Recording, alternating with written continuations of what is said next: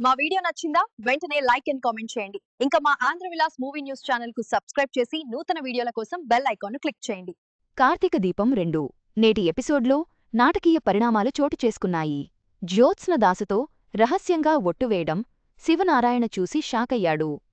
ఈ సంఘటనతో అనుమానాలు మొదలయ్యాయి. సీఈఓ పోస్టుపై కీలక నిర్ణయం ఏమిటో, కార్తీక్ పాత్ర ఏమిటో తెలుసుకోవాలంటే ఈ ఎపిసోడ్ చూడాల్సిందే. కార్తీక దీపం 2 సీరియల్ ఈరోజు ఎపిసోడ్లో శివనారాయణ పారును కారులో గుడికి తీసుకెళ్తాడు కార్తీక్.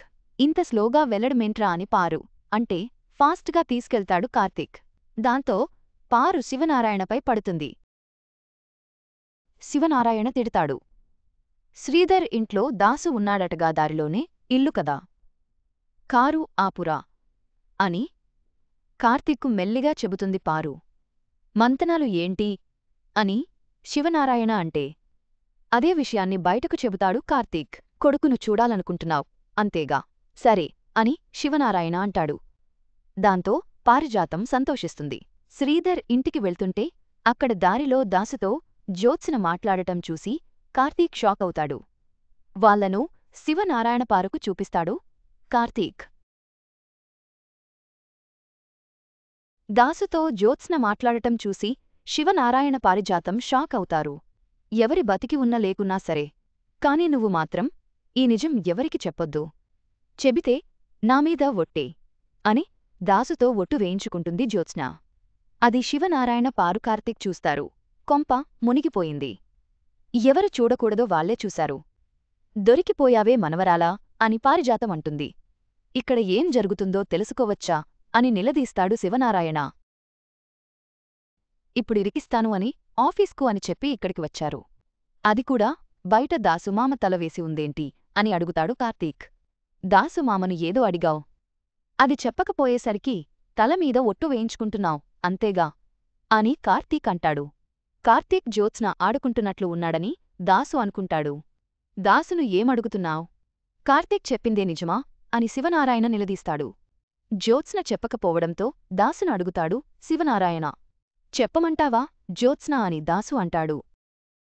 నన్ను అడుగుతాడేంటి? దాసు నిజం చెబితే నా పరిస్థితి ఏంటి అని జ్యోత్స్న వణికిపోతుంది. నేను జ్యోత్స్న గురించి చెప్పలేను, తను చెప్పొద్దని అందని దాసు అంటాడు. ఏంటా నిజం? నా సహనాన్ని పరీక్షించొద్దు అని శివనారాయణ కోపంతో ఊగిపోతాడు. దాసుకు నాకు ఏదైనా సమస్య వస్తే మీలో మీరే కుంగిపోకుండా నాకు చెప్పమని అంది. తన సాయం తీసుకోకపోతే ఒట్టే అంది. అంతే సర్ అని దాసు అంటాడు. అది నమ్మిన శివనారాయణ ఉంటాం దాసు, తర్వాత కలిసి మాట్లాడుకుందాం అని శివనారాయణ అంటాడు. అంతా బయలుదేరుతారు. దాసును జ్యోత్స్న కలిసింది. దీపకు చెబుతాడు కార్తీక్. మనం మాట్లాడే మాటలకు భయపడి వెళ్ళినట్టుంది. దాసు మామ ఇన్ని రోజులు నిజం చెప్పకుండా వాళ్ల అమ్మ కోసం ఆగాడు. ఇప్పుడు మనకోసం ఆగుతున్నాడు. జ్యోత్స్న అయితే సగం చచ్చిపోయింది. తాతకు అనుమానం మొదలైంది. జ్యోత్స్న తలమీద దాసు మామ చేయి వేసుకోవడం తాత మైండ్లో నుంచి పోదు అని కార్తీక్ అంటాడు. ఒకటి అవ్వగానే ఇంకో సమస్య. అమ్మను నాన్నను కలుపుదామని చూసేలోపు ఇలా అయింది. కాస్తా భయం మొదలైంది అని దీప అంటే నేనున్నాగా, భయం అవసరం లేదని కార్తీక్ అంటాడు.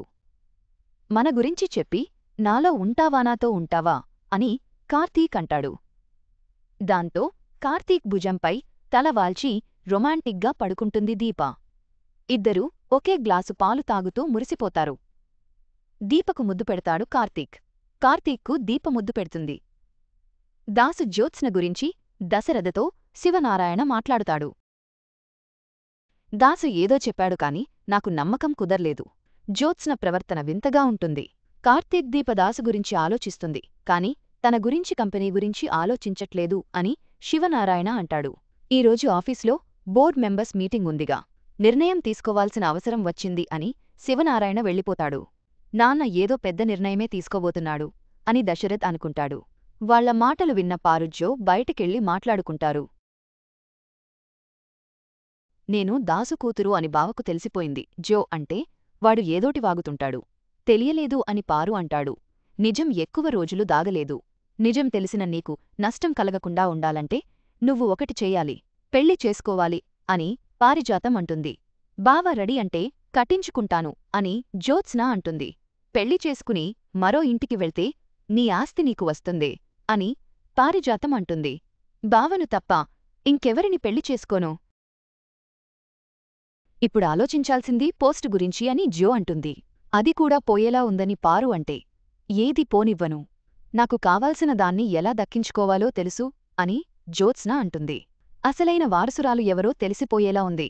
దీని ఆవేశం చూస్తే దీని పోస్టు ఇదే పీకేసుకునేలా ఉందని పారు అనుకుంటుంది. బోర్డ్ మీటింగ్ జరుగుతుంటుంది. కార్తీక్ బయట ఉంటాడు. రెస్టారెంట్ నష్టాల గురించి దశరథ్ చెబుతాడు. ఈ నష్టాల నుంచి బయటపడటానికి సీఈఓగా నేను ఒక నిర్ణయం తీసుకున్నాను అని జ్యోత్స్న అంటుంది. అక్కడితో నేటి కార్తీక దీపం 2 సీరియల్ ఎపిసోడ్ ముగుస్తుంది. మొత్తానికి కార్తీక దీపం 2 నేటి ఎపిసోడ్ ఉత్కంఠగా మారింది. జ్యోత్స్నదాసుల రహస్యం బయటపడటం శివనారాయణకు అనుమానం కలగడం కథను మలుపు తిప్పింది. రాబోయే ఎపిసోడ్లలో ఎలాంటి కీలక పరిణామాలు చోటు చేసుకుంటాయో వేచి చూడాలి.